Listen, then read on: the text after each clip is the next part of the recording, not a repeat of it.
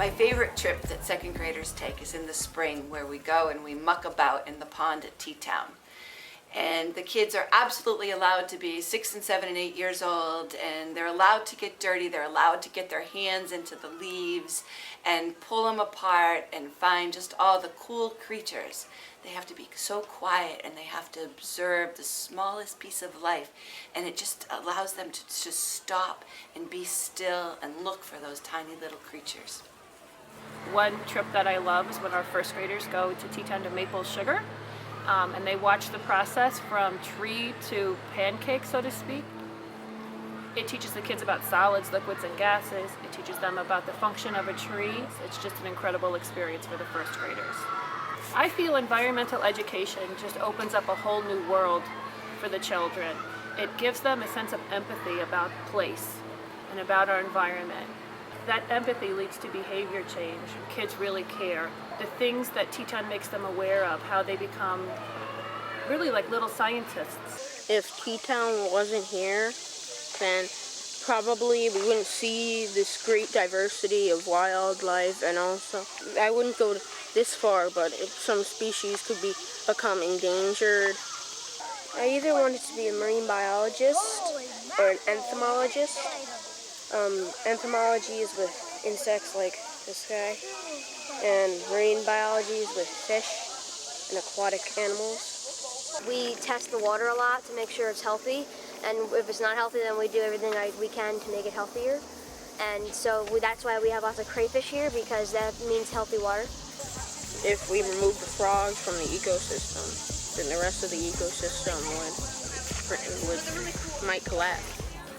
Environmental education, why is that so important? Well, that's an easy question to answer because the environment reaches children of all ages. It's very easy to connect what goes on in the classroom with what goes on in the environment. We take field trips to T-Town and kids love it. They don't even realize that they're learning when they're out in the fields. Our kindergartners go each year to Cliffdale Farms. Our first graders have gone for many years to T-Town. Our second graders have been fortunate for many years working with Erin, and Erin is just dynamite. Erin is very responsive to the needs of our second grade teachers. When I think of the educators at T-Town who have impacted my teaching, I go immediately to Phyllis Bach, the Director of Education, and her fabulous staff. I didn't know how to wrestle with the idea of biodiversity with these 11 and 12-year-old kids. It just seemed too big to answer. So Phyllis walked into my classroom with a bunch of orange crayons, and she threw them out on the table, and she said, draw a picture of your nature trail, but you can only use the orange crayons. And the kids stopped and said, but we can't draw this. And she said, exactly. She made the connection between biodiversity with an orange crayon in a flash. It was creative, it was kid-friendly, and they got it. I think it's really important that we hold on to our sense of place, and that we still continue to value environmental education. I think that environmental education, it puts everything else in context. If we can't value our immediate local environment and the global environment, then we're going to make decisions and make choices that may be harmful overall in the long run. So I think it's really important that we keep environmental education as a primary focus, as a primary topic that we continue to teach children in the public schools.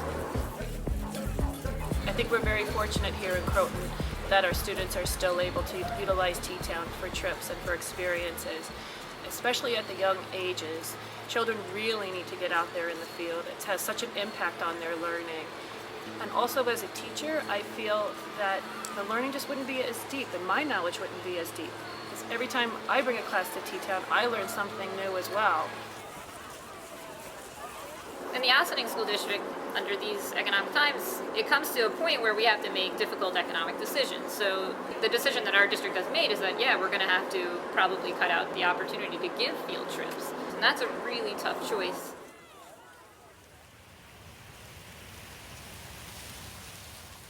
It's important that we make our kids aware that they're the stewards of the earth. Just like we're teaching them to be the stewards of the Hudson River, they're the caretakers of the earth, and they need to know what their responsibilities are as they grow older. I'm Jack, and I'm a future steward of the earth. I'm Sean, and I'm a future steward of the earth. I'm Isabel Rosario, and I'm a future steward of the earth. We are